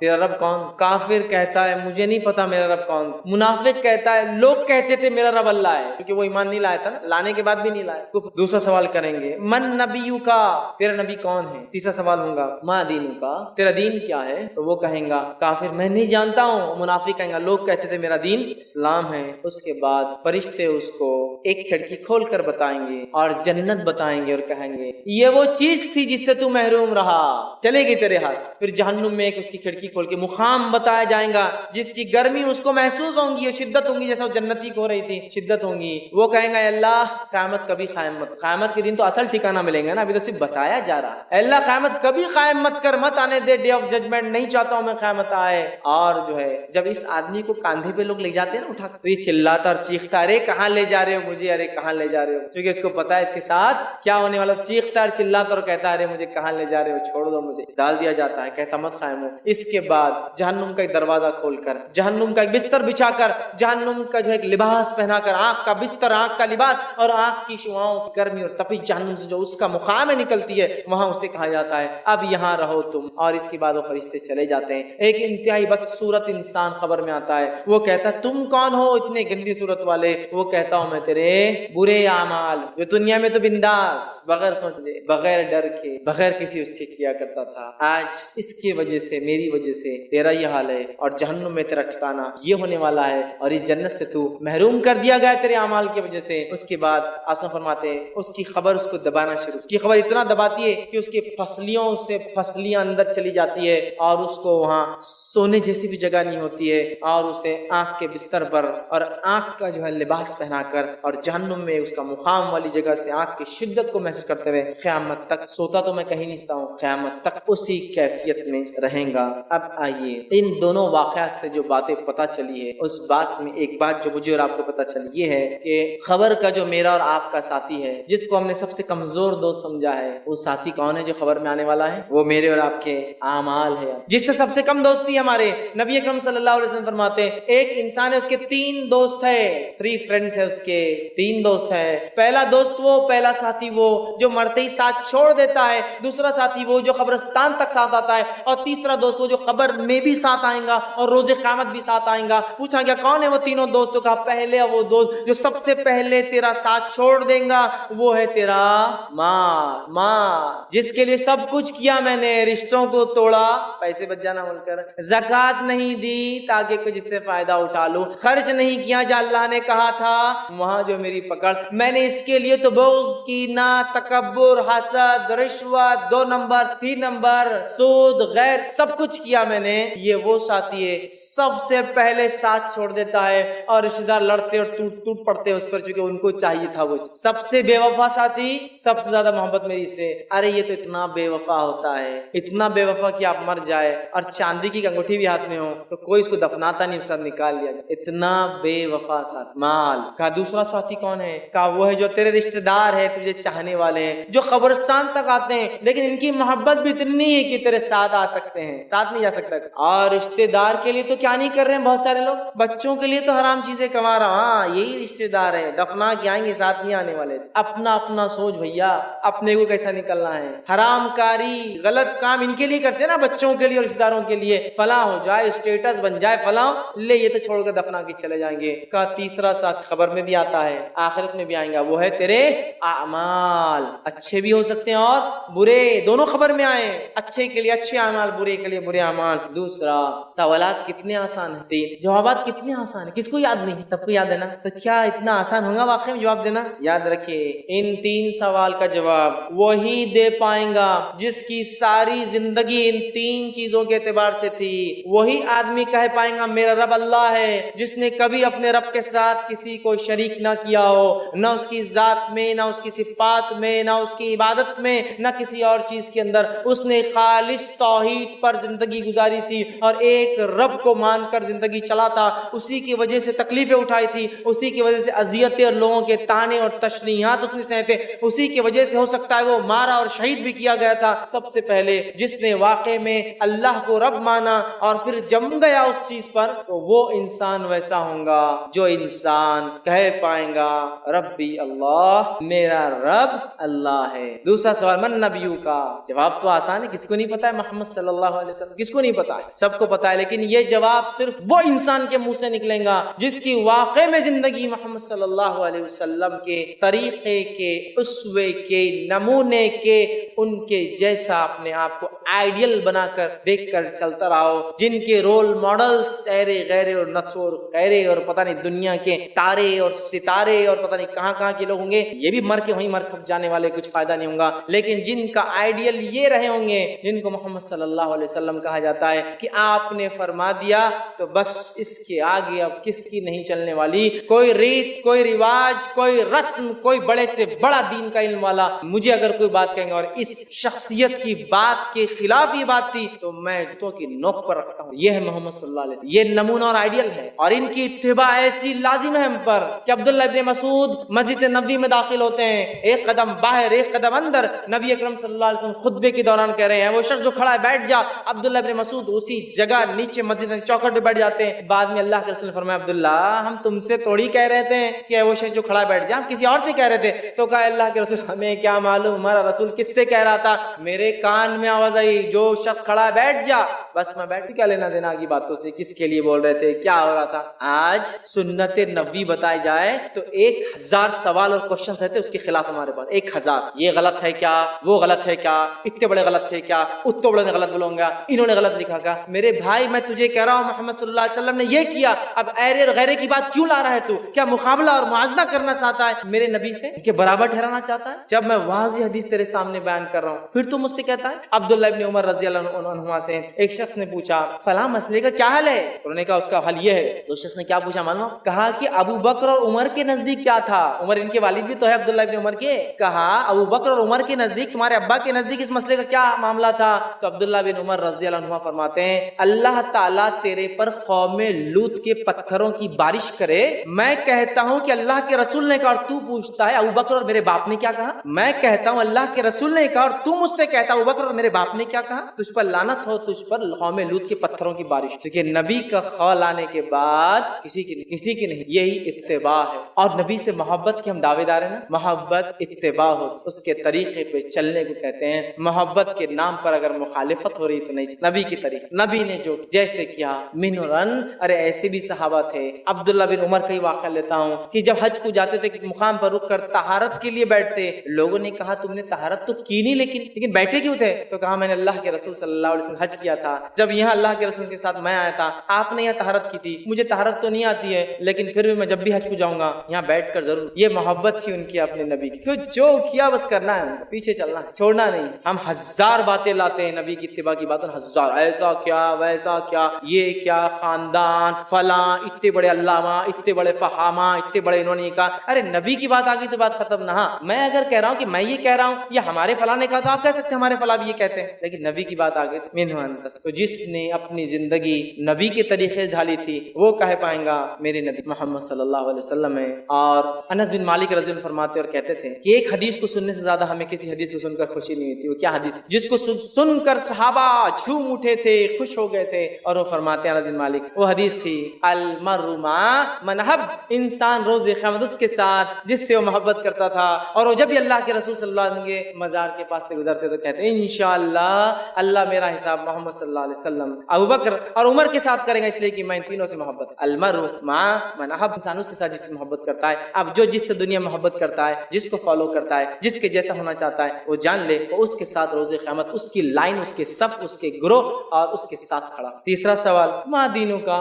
جواب تو کیا آسان ہے، دین اسلام، میرا دین اسلام ہے۔ لیکن یہ وہی دے پائیں گا جس نے واقع میں اسلام کو مقدم رکھا، جس کی پیدائش، جس کی شادی، جس کی موت، جس کے زندگی جینے کا طریقہ اس دین کے مطابق تھا۔ من مانی تو ایسی چالو ہے کہ پیدائش بھی اپنی اعتبار سے، میت بھی اپنی اعتبار سے، نکاح بھی اپنی من مانی۔ دین اسلام نہیں نکلنے والا منہ سے میرا دین اسلام ہے۔ اسلام دین کہتے جینے کے طریقے کو، مکمل وے آف لائف جس کو کہتے ہیں، وہ طریقہ جس کا اسلام تھا تو وہ کہہ پائیں گا میرا اسلام ہے۔ ہم نے تو ہر چیز میں اسلام کی مخالفت کو اپنی علامت اور شعار، پہچان بنا لیا، ہماری پہچان ہے اسلام کے خلاف۔ تین سوال آسان ہے، جواب آسان ہے، ساری زندگی جس نے اس پہ چلا ہو اسی سے یہ جواب نکلیں گے۔ اور ایک صحابی نے کہا اللہ کے رسول، جو موت کی کیفیت آپ نے بیان کی ہے، ایک فرشتہ جو اس کیفیت میں آئیں گا اور ہم سے گرجدار آواز میں یہ سوالات کرے گا، ہم تو مٹی کے بت بن جائیں۔ فرمائی عائشہ نے سوال کیا تھا اللہ کے رسول، میں تو ایک عورت ہوں، میں تو عورتیں ہوتی ہیں نا چھوٹی موٹی آواز سے ڈر جاتی ہے، میں ایک عورت ہوں، جب منکر نکیر میرے پاس آئیں گے میں تو مٹی کی بت بن جاؤں گی، منہ سے کچھ نکلے گا نہیں میرے۔ تو اللہ کے رسول نے فرمایا جس کو اللہ رب العزت نے اس بات کو سورہ ابراہیم صلی اللہ علیہ وسلم 14 آیت نمبر 27 کی یہ آیت آپ نے تلاوت کی، فرمایا کہا یثبت اللہ الذین آمنوا بالقول الثابت فی الحیات الدنیا وفی الآخرہ، اللہ تعالیٰ اس کلمہ طیبہ کی برکت سے، اس قول کی برکت سے دنیا اور آخرت میں تمہارے قدم جما دیں گا۔ آپ نے فرمایا کلمہ طیبہ آ جائیں گا لا الہ، اور اس کی برکت سے وہ جواب بھی تم دے پاؤ گے، اور دنیا اور آخرت میں قدم جمانے کے لیے کلمہ کافی ہے۔ یہ کلمہ ہے لا الہ الا اللہ محمد رسول اللہ، جس کی زندگی اللہ کے دین، اس کی شریعت اور محمد صلی اللہ علیہ وسلم کے طریقے پر ہوں گی، بس اس کے لیے سوال و جواب آسان ہو جائیں گے۔ اس کے بعد نیک آدمی تو سو گیا، لیکن برے آدمی کے تعلق سے آتا ہے اس کی خبر میں اژدھے اور سانپ چھوڑے جائیں۔ ایک روایت میں آتا ہے ایک گز لے کر فرشتہ آئیں گا جو گز اٹھا کے اس کے کھوپڑی پہ دیم ماریں گا اور قیامت تک کنٹینیوسلی مارتا رہیں گا۔ اس کی سر کیفیت یہ ہوگی کہ چورا کے ذرہ پاؤڈر بن کے اڑ جائیں گا، اور جن اور انس کو چھوڑ کر ساری مخلوق اس کی چیخ سنیں گی، اور اس کی چیخ کی آواز زمین سے لے کر آسمان تک سب قیامت۔ ایک اس میں آتا 99 اژدھے چھوڑے جائیں گے، 99، اور ایک ایک کا قد یہ ہوگا کہ اونٹ کے برابر، اور اگر ایک اژدھا ڈس لے تو 40 سال تک اس کی تکلیف محسوس کریں گا، اور ایک اژدھا اتنا زہریلا ہوگا کہ اگر دنیا میں آ کے سانس لے سانس چھوڑ دے تو آپ فرماتے ہیں ہرا جو اگتا ہے نا سبزہ، گرینری پوری ختم ہو جائیں گے ایک سانس سے، اور سارے انسان مر جائیں گے، اتنا زہریلا۔ اس کے علاوہ بھی اور کیفیتیں آتی، وقت نہیں اتنی تفصیلات۔ اب آئیے یہ 3 سوال کے بعد فرشتے ایک چوتھا سوال بھی معلوم، 4th کوشچن بھی ایک مسند احمد ابو داؤد کی روایت میں آتا ہے، لیکن وہ سوال نہیں ہے، وہ فرشتوں کا اپنا سوال ہے، وہ اس سے سوال نہیں کریں گے، ان کا اپنا کوشچن ہے۔ کیا سوال ہے سنیے، فرشتے کہیں گے نیک انسان سے تو کیسے جواب دے پایا اس کا، تمہیں کیسے پتا چلا یہ تینوں کوشچنز کے آنسر؟ سمجھ رہے آپ امتحان دیتے ہیں تو آپ پوچھتے ہیں نا کون سی گائیڈ بک ریفر کرنا جس میں سے کوشچن آئے تو پھر اپنا معاملہ حل ہو جائے، ہے نا، پوچھتے ہیں نا، تو سوال کے جواب کیسے آئے تجھے؟ ایکچولی 4th کوشچن فرشتوں کا ہے، ان سے تو جواب کیسے دے پایا، کیسے تجھے سوالوں کے جواب ملے؟ تو آئیے میں آپ کے سامنے پرچہ لیک کر رہا ہوں اور گائیڈ بک لیک کر رہا ہوں جو ہمارے سوالات کے جواب دینے میں مدد کریں گی، اور اسی میں صرف اور صرف سوالات کے جواب ہے۔ تو وہ پوچھیں گے تجھے کیسے پتا چلا ان سوالات کے جواب؟ تو مسند احمد اور ابو داؤد کی روایت میں نیک انسان کہیں گا، فرشتے کہیں گے وما یدریک، کیسے پتا چلا، کیسے تیرے تصور میں آئے جوابات، کیسے تجھے معلوم ہوا یہ سوالات کے جواب؟ تو کہیں گا اور فرمائیں گا وہ انسان کہیں گا نیک، قرأت کتاب اللہ، میں نے اللہ کی کتاب پڑھی تھی، آمنت بہ، ایمان لایا تھا، وصدقت، اور اس کی تصدیق کی تھی عمل کر کے میں نے۔ تو کہاں ہیں تینوں سوال کے جواب؟ اللہ کی کتاب میں، جس نے اس کے مطابق عمل کیا ایمان کے ساتھ۔ یہ آسان ہے تینوں سوال۔ تو guide book and reference book is the Quran where you can find all the questions which angel will ask in your grave۔ وہ سارے سوالات کے جواب آپ کو ملیں گے قرآن میں جو قبر میں فرشتے مجھ سے اور آپ سے پوچھنے والے ہیں۔ اس کتاب کے साथ क्या हाल है मेरा और आपका, मुझे बताने की जरूरत नहीं है। हम में से कई लोगों से सवाल होगा ना कितने सूरे हैं, मैं अल्लाह को गवाह रख के कह सकता हूँ नहीं मालूम होगा कितने सूरे हैं, कितने 120, 140, 150, 286, 200, नहीं पता कितने। गाइड बुक में चैप्टर्स कितने हो तो वही बता सकता है जिसने उस गाइड बुक को खंगाल खंगाल के पढ़ के निचोड़ कर दिन रात पढ़ के उसको खस दिया, इसको बोलते हैं ना पी गया हो, तब बोलेंगे इतने चैप्टर से ये चैप्टर में ये फला वो है। अल्लाह की किताब के साथ क्या कुछ नहीं हमने किया, अल्लाह रहम करे, ऐसी दुश्मनी ले रखी है हमने। आप बोलेंगे क्या आप पागल हो गए फैज भाई? मैं पागल नहीं हूँ मेरे भाई, वाकई में दुश्मनी ली, सिर्फ नाम लेकर चूमने से इस किताब का हक अदा नहीं होता। इस किताब पर ईमान लाना है जैसा हक है, इसकी तिलावत करना है, इसको समझना है, इस पर अमल करना है, इसको पहुंचाना, ये इसके राइट से इसके हुकूक है जो मुझे और आपको अदा करना। किया, मैं दावे के साथ कहता हूँ अल्लाह रहम करे, मौका अभी भी है, देर अभी भी नहीं हुई। कई लोग हैं जो मेरी बात को सुन रहे हैं, अल्लाह की किताब को देखकर पढ़ भी नहीं सकते, अलिफ लाम मीम ज़ालिका किताबुल ला रैब, देखकर भी नहीं, नाज़िरा भी नहीं। कितनी बड़ी बात, क्या जवाब देंगे अल्लाह क़यामत के दिन? जिस किताब के अंदर सवाल के जवाब है उसको पढ़ भी नहीं। शर्माइए मत, देर नहीं हुई अभी, आज से शुरू कर, आज से देर नहीं हुई अभी। अल्लाह की किताब में सारे जवाब। दूसरा आदमी काफिर से पूछेंगे क्यों नहीं जवाब दे पाया तू, इतने आसान सवाल 3 क्यों नहीं दे पाया? बुखारी की रिवायत में है, काफिर कहेगा और वो कहेगा हा ला अदरी, मेरे को नहीं पता था क्या है। फरिश्ते कहेंगे ला दराई था वाला तलाई था, न तूने जाना न तूने पढ़ा। और वो गज वाला तो बीच में से खोपड़ी पे दे ही रहा है, अल्लाह रहम करे। एक दूसरा फरिश्ता लाकर पीछे सर पे खड़े करेंगे जिसने कुरान नहीं पढ़ा, और कहा जाएगा तो उसके पास मोटे मोटे हथौड़े होंगे, हथौड़े घन जिसको कहते हैं आम जबान में, और वो अंधा भी होगा बहरा भी होगा, वो उठाएगा दोनों घन और आपसे फरमाते दोनों कनपट्टियों में मारेंगे उसके एक साथ, बैंग करेंगे, सर पे तो है ही मारेंगा और कहेंगे ला दराई था वला तलाई था, पढ़ा भी नहीं, देखा भी नहीं, जाना भी नहीं अल्लाह की। क्या पता चल रहा है इस रिवायत? चौथे सवाल सुनिए, कुरान मजीद वो किताब है जो मुनकर और नकीर के सवालात के जवाब दिलवा सकती है। वहां मौजूद है क्वेश्चन एंड आंसर। उठा लीजिए इस किताब को, इसका तकद्दुस बिल्कुल है, लेकिन तकद्दुस सिर्फ मैंने कहा ना चूमने और रखने में नहीं है, जिंदगियों में अमल में ला लीजिए इसको। दूसरा, जो कुरान पर ईमान लाए और पढ़ा वही शख्स तीनों सवाल के जवाब दे पाए। तीसरी बात पता चली हदीस से, काफिर और मुनाफिक पर सबसे पहला फर्द जुर्म, इंडिविजुअल क्राइम जो एस्टैब्लिश होगा, साबित होगा, जिसके सजा मिलेंगी, वो है कुरान का ना पढ़ना। अभी तो आखिरत बाकी है, सितारों से आगे जहां और भी है, याद रखिए अभी तो बाकी आखिरत, ये तो सिर्फ शुरुआत है। फर्द जुर्म, पहला इंडिविजुअल क्राइम जो उस पर साबित होगा वो है कुरान को नहीं पढ़ा था। इसी तरह चौथी बात पता चलती है इस बात से, इस हदीस से, कुरान को ना पढ़ना और ना समझने की वजह से हाथोड़े कहाँ मारे जाएंगे? कनपट्टी पे लफ्ज कुरान, अल्लाह हिफाजत करे। कनपट्टी, उलमा लिखते हैं कनपट्टी पर इसलिए पढ़ेंगे, दिमाग मरकज है ना अंडरस्टैंडिंग का, नेमत है ना।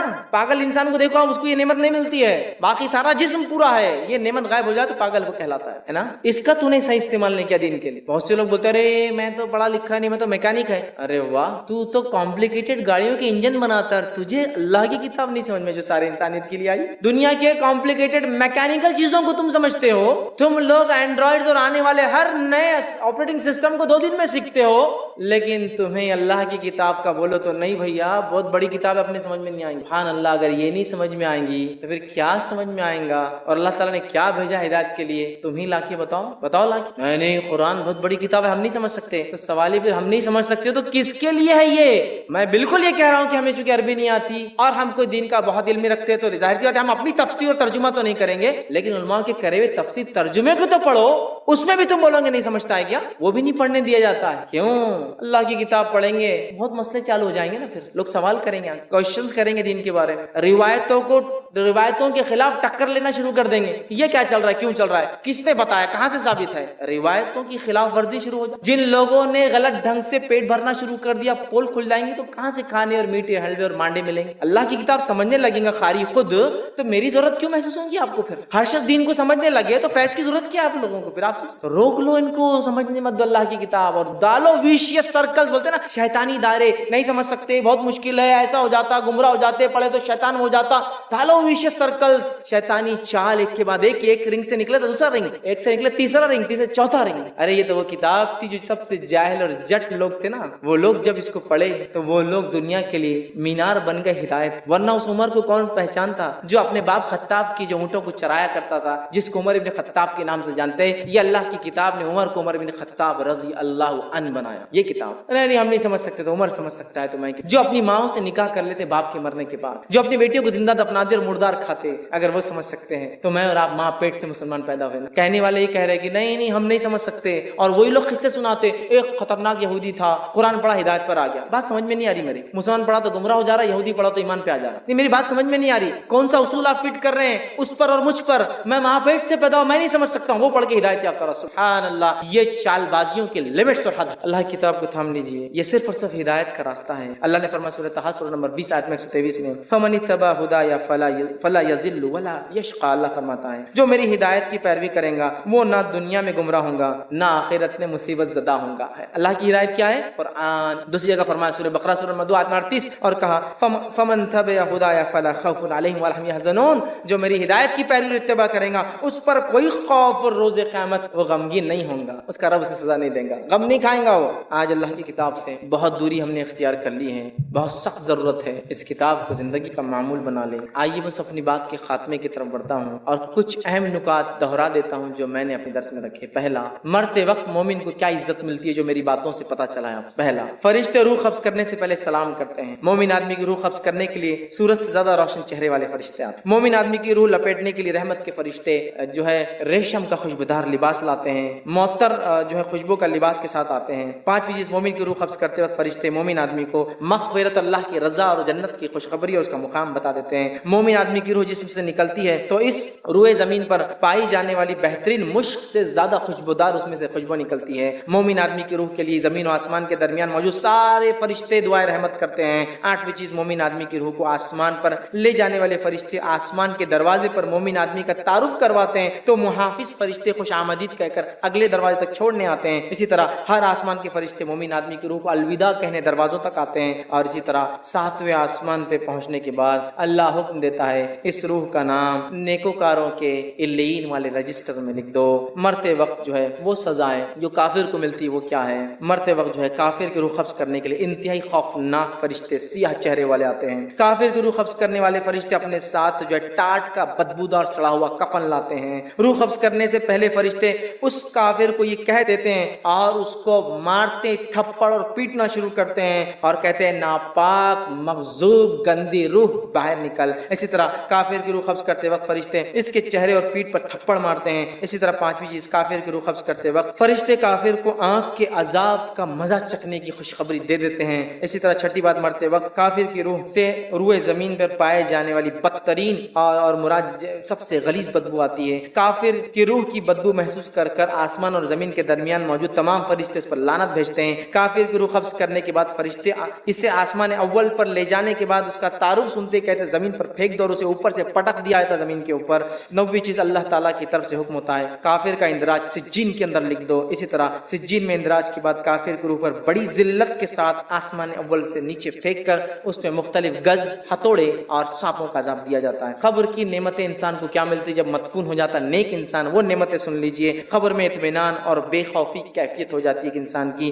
اسی طرح جو ہے جہنم سے جو ہے بچنے کی خوشخبری دے دی جاتی ہے. اسی طرح جنت کی بشارت اور جنت میں اپنی نعمتوں بھری آرام گاہ اسے دکھا دی جاتی ہے. جنت کی نعمتوں سے مستفید ہونے کے لیے جنت کی طرف ایک دروازہ اس کو کھول دیا جاتا تاکہ وہ دیکھتے رہے. 70 ہاتھ یا جتنی جہاں تک نگاہ جاتی ہے اس کی خبر ایکسپانڈ اور بڑی کر دی جاتی ہے. خبر میں جو 14ویں کے چاند کی ایسی روشنی کر دی جاتی ہے اور جو ہے سبز جو اس کا باغ اس کا منظر دکھایا جاتا ہے. خبر کی تنہائی دور کرنے کے لیے نیک اعمال خوبصورت انسان کی شکل میں اس کے پاس آتا ہے. اسی طرح جو ہے خبر کی انتہائی اس کے بعد جو ہے قیامت کے روز جو ہے ایمان پر اٹھنے کی بشارت دی جاتی ہے اور سکون اور آرام کے نیند سے قیامت تک سلا دیا جاتا ہے. خبر میں وہ عذابات جو گناہگار کو ملتے کیا ہے سن لیجئے. خبر میں شدید خوف اور گھبراہٹ کا عذاب, جنت سے محرومی اور حسرت کا عذاب, جہنم کی زہریلی گرم ہوا کا عذاب, جہنم میں اپنی رہائش کا خوفناک منظر اسے خبر میں دکھایا جاتا ہے. آنکھ کے بستر پہ سلایا جاتا ہے, آنکھ کا لباس پہنا جاتا ہے. فرشتے سکنجے اور بیڑیوں میں سے باندھ دیتے ہیں. خبر کے سکنجے بیڑیوں کے بعد لوہے کے گزوں سے سر پہ مارے جانے والا عذاب, سانپوں اور بچھوؤں کا ڈسنے والا عذاب, اسی طرح برے اعمال کی انتہائی بد شکل صورت میں آنے کا عذاب, اور اسی طرح جو ہے اسے دیگر اور عذاب دیے جاتے ہیں. اب کیا چیز ہے جس کی وجہ سے خبر کے عذاب سے ہم بچ سکتے ہیں, وہ رکھتا ہوں آپ کے سامنے. 2 ہی حدیثیں آپ کے سامنے رکھتا ہوں. پہلا کام جو کرنا ہے خبر کے عذاب سے بچنے کے لیے وہ یہ دعاؤں کے ساتھ وہ یہ نیک اعمال کرنا ہے, اس لیے کہ آپ نے فرمایا اور یہ الترغیب کی روایت ہے، نماز، روزہ، زکوٰۃ، حج، صلہ رحمی، امر بالمعروف نہی عن المنکر، یہ وہ تمام نیکیاں ہیں جس کے کرنے سے قبر کے عذاب سے انسان بچ جاتا ہے۔ فرائض اس میں پہلے تو سب پورے ابھی تو ہے ظاہر سی بات، تو یہ کام کرنے سے قبر کے عذاب سے انسان بچ جاتا ہے، تو ہم نیکیاں کریں۔ دوسرا، فتنے قبر سے محفوظ رکھنے والے اعمال کیا ہے وہ بھی سن لیجیے، کن اعمال سے انسان فتنے قبر سے محفوظ رہے گا۔ پہلا، اسلامی لشکر کی حفاظت کرتے ہوئے جو انتقال کر جائے یا جو فوت ہو جائے، قبر کے عذاب سے اللہ اس کو محفوظ کر دے۔ ایکسیپشنل حساب کتاب ہوگا لیکن قبر میں کچھ نہیں۔ دوسرا، وہ شخص جو عذاب قبر سے محفوظ ہو جاتا ہے، جمعہ کے دن اور جمعہ کی رات مرنے والا عذاب قبر سے محفوظ ہو جاتا ہے، لیکن یہ ساری باتیں ایمان والوں کے لیے، کافروں کے لیے، ٹھیک، تو عذاب قبر سے محفوظ ہو جاتا ہے۔ تیسرا، سورہ ملک کو باقاعدگی سے جو روز رات میں سونے سے پہلے تلاوت کرتا ہے، قبر کے عذاب سے یہ روایت جو ہے حاکم۔ اسی طرح شہید فتنے قبر سے ایکسیپشنل ہے، بخش دیا جاتا ہے، بچا لیا جاتا ہے، یہ نسائی کی روایت ہے۔ اسی طرح پیٹ کی تکلیف سے مرنے والا انسان عذاب قبر سے بچا لیا جاتا ہے۔ اب کچھ اعمال یا کچھ باتیں جو اچھی موت کی علامت ہے وہ رکھ کے بات ختم کر رہا ہوں۔ پہلا، نیک عمل کرتے ہوئے مرنا اچھی موت کی علامت ہے، نماز کی حالت، روزے کی حالت، نیکی کرتے اچھائی کا حکم دیتے ہوئے انبیاء کو شہید اور صحابہ کو کر دیا گیا، نیک حالت میں مرنا، مسند احمد کی روایت ہے، نیک عمل صالح پر مرنے والا یہ اچھی موت۔ دوسرا، اللہ کی رضا، مطلب ایک روایت میں آتا ہے کہ جو شخص اچھی موت مرا اس کی علامت یہ ہے کہ اللہ کی رضا کی وجہ سے اس کا چہرہ چمکدار ہو جاتا ہے، چمکنے لگتا ہے، لوگ تعریف کرتے ہیں کہ ہاں واقعی میں اس کا چہرہ خوبصورت نظر آتا ہے۔ اسی طرح جو ہے مرتے وقت کلمہ جس کو نصیب ہو یہ اچھی موت کی علامت ہے، ابو داؤد کی روایت ہے، اللہ تعالی ہم سب کو کلمہ نصیب، تو مرتے وقت کلمہ پڑھتے ہوئے جو مرا اچھی موت کی علامت ہے۔ نسائی کی روایت ہے، مرتے وقت جس کے پیشانی سے پسینہ ٹپ، یہ اچھی موت، نبی اکرم صلی اللہ علیہ وسلم کی وفات ہوئی، آپ کی پیشانی مبارک سے پسینہ ٹپ، تو مرتے وقت پسینے کا جانا اچھی موت کی علامت۔ جامع ترمذی کی روایت ہے، جمعہ کے دن یا رات مرنا اچھی موت کی علامت ہے، چونکہ عذاب قبر سے بچ جاتا ہے نا، تو اچھی موت کی علامت ہے۔ اسی طرح جو ہے سورہ آل عمران سورہ نمبر 3 اس کی آیت نمبر 169 میں اللہ فرماتا ہے، اللہ کے راہ میں شہید ہونے والا عذاب قبر سے بچ جاتا ہے، اور شہید کے اندر وہ لوگ بھی شمار ہے جو فی سبیل اللہ نہیں مارے جاتے، جنگ میں نہیں مارے جاتے، اس کے علاوہ بھی پیٹ کی درد سے مرنے والا اچھی موت کی علامت ہے، چونکہ عذاب قبر سے بچ گیا، عذاب قبر سے بچ گیا مطلب دیگر تمام مرحلے اس کے لیے آسان ہوگا انشاءاللہ، ٹھیک۔ اسی طرح دب کے مرنے والا یہ بھی شہید ہے، یہ بھی بچ جاتا ہے۔ اسی طرح جو ہے کثرت خون نکلنے کی وجہ سے منہ سے بار بار، کچھ لوگ لکھتے ٹی بی سے مراد ہو سکتی ہے، واللہ عالم، کثرت سے خون جس کی وجہ سے موت آ جائے منہ سے نکلنے سے، یہ بھی اچھی موت کی علامت ہے، چونکہ اس آدمی کو بھی جو ہے عذاب قبر سے بچا لیا جاتا ہے۔ اسی طرح ڈوب کے مرنے والا، خودکشی نہیں، ڈوب گیا پانی میں، ڈوب کے مرنے والا شہید ہے، اور یہ بھی اچھی علامت ہے۔ کوئی انسان جو آگ میں جل گیا، خودکشی نہیں کیا، جل گیا، جلا دیا گیا، تو یہ بھی یاد رکھیے چونکہ وہ بھی شہید میں شامل ہے، یہ بھی اچھی موت کی علامت ہے۔ بہرحال سورہ النساء کی روایت ہے، پیٹ کی بیماری سے مرنے والا یہ بھی جو عذاب قبر سے بچا لیا تھا، عذاب قبر سے بچ گیا مطلب اچھی موت کی علامت ہے، پیٹ کی تکلیف سے مر گیا۔ اسی طرح ابو داؤد کی روایت ہے، نفاس یا حمل کی تکلیف سے عورت کا انتقال ہو جائے پیدائش کے وقت یا پیدائش کے فوراً بعد، یہ بھی اچھی موت کی علامت ہے، چونکہ اس سے بھی عذاب قبر اٹھا لیا جاتا ہے، ٹھیک ہے۔ اسی طرح جو ہے الترغیب کی روایت ہے کہ جلنے یا جو ہے خون کا منہ سے کثرت کے نکلنے سے جو مر جائے یہ بھی اچھی موت کی علامت ہے، چونکہ اس کو عذاب قبر سے ایکسیپشنل کر دیا جاتا ہے۔ جامع ترمذی کی روایت ہے، دین کے لیے، مال کے لیے، عزت کے لیے لڑتے ہوئے شہید ہو جانے والا یہ بھی اچھی موت کی علامت ہے، چونکہ اس کو بھی عذاب قبر معاف کر دیا جاتا ہے۔ بخاری کی روایت ہے، تعفن میں، تعفن وبا، ایک ڈیزیز جس میں لوگ بہت کثرت سے مرتے ہیں، اس میں مرنے والا بھی شہید کہلاتا ہے، اور عذاب قبر سے ایکسیپشنل کر دیا جاتا ہے، اچھی موت کی علامت ہے۔ تو بہت ساری علامتیں تھی جو اچھی موت کی ہے، ہمیں چاہیے موت کو یاد کرتے رہے، کثرت سے یاد کرے، اور یاد کرنے کے ساتھ ساتھ وہ اعمال کرے جو اعمال ضروری ہے تاکہ انسان مرے تو اللہ رب العزت کے پاس وہ باعزت شخص ہو، اور ہمارا رب پھر ہمیں جو ہے ہمارے اعمال اور اپنے فضل کی وجہ سے جنت میں داخلہ دے۔ ورنہ صرف موت سے ہم صرف ڈرنے کی باتیں کرتے رہے، زندگی کا معمول اور اعمال اگر نہیں بدلے تو میں نہیں سمجھتا ہوں کہ پھر کوئی فائدہ ہمیں کوئی چیز دینے والی ہے، اور قبر سے ہی جو گرفت فرشتے کریں گے، اور اس کے بعد کے مرحلے، جس کے لیے یہ مرحلہ مشکل ہوا، سارے مرحلے سمجھ لیجئے تکلیف دہ ہے، جس کے لیے یہ قبر کا مرحلہ آسان رہا، سارے مرحلے آسان۔ تو لہٰذا ہم اگر آخرت کی تیاری کرتے ہیں، موت نہیں تیاری کرتے ہیں، تو اپنے زندگیوں کو میں نے جیسا کہا بہت جلدی چینج کرنے، تبدیل کرنے کی ضرورت ہے۔ باتیں بہت ہو گئی، لیکچر درس بہت سن لیے، چینج اگر زندگی میں تبدیلی نہیں آئی تو اس کا مطلب یہ ہوا یہ چیزیں آپ پر اثر نہیں کر گئی۔ زندگی کو جس نے بدل لیا، اعمال سے پتہ چلتا ہے کہ واقعی میں اس کی زندگی تبدیل ہو گئی۔ اور یاد رکھیے اللہ سے اعمال چاہے جتنے بھی ہو ہمیشہ بری موت سے پناہ مانگنا چاہیے۔ جنت کی طلب اس لیے کہ ہم نہیں جانتے کون جنت میں جائیں گا اور کون جہنم میں، کس پر اللہ فضل کر دے اور کس سے اپنے رحمت اور فضل کو ہٹا دے۔ تو تکبر کبھی نہیں آنا چاہیے کہ میں نے تو اتنی نیکیاں کر لی اب تو جنت ہی ہے، نہیں، ہمیشہ جنت طلب کرتے رہنی چاہیے اپنے رب سے۔ لہٰذا میں اپنی بات کو ختم کرتا کرتا ہوں۔ اللہ رب العزت سے دعا ہے کہ اللہ سبحانہ تعالیٰ جو کچھ کہا سنا گیا اسے ہمیں عمل کی توفیق عطا فرمائے، ہم تمام کو دین اسلام پر زندگی گزارنے والا بنائے، ہم تمام کے لیے جو ہے اپنے آپ کو جو اللہ کو ایک رب ماننے والا ہمیں توحید پرست بنا دے، ہم تمام کو رسول کا متبع بنا دے، ہم تمام کے لیے آسان کر کی تیری کتاب کو اللہ ہم پڑھ کر اس پر عمل کرنے والے بن جائے، ہم تمام کے لیے موت کی سختیوں کو آسان کر، ہم تمام کے لیے قبر کے سوال اور مرحلوں کو آسان کر، ہم تمام کے لیے اس کے بعد کے مقام محشر اور حساب اور کتاب کے معاملات کو آسان کر، ہم تمام کو توفیق دے کہ ہم ایسے اعمال کرے جو تجھے مطلوب ہے اور تو راضی ہو جا ان اعمال سے، اور ہمارے ٹوٹے پھوٹے جیسے بھی اللہ اعمال کرتے ہیں قبولیت کا شرف جو ہے بخشے، جب تک ہمیں زندہ رکھ، ایمان اور اسلام پر زندہ رکھ، جب بھی ہمارا خاتمہ ہو ایمان پر ہمارا خاتمہ ہو۔ وآخر دعوانا ان الحمد للہ رب العالمین، سبحان ربک رب العزت عما یصفون وسلام علی المرسلین والحمد للہ رب العالمین۔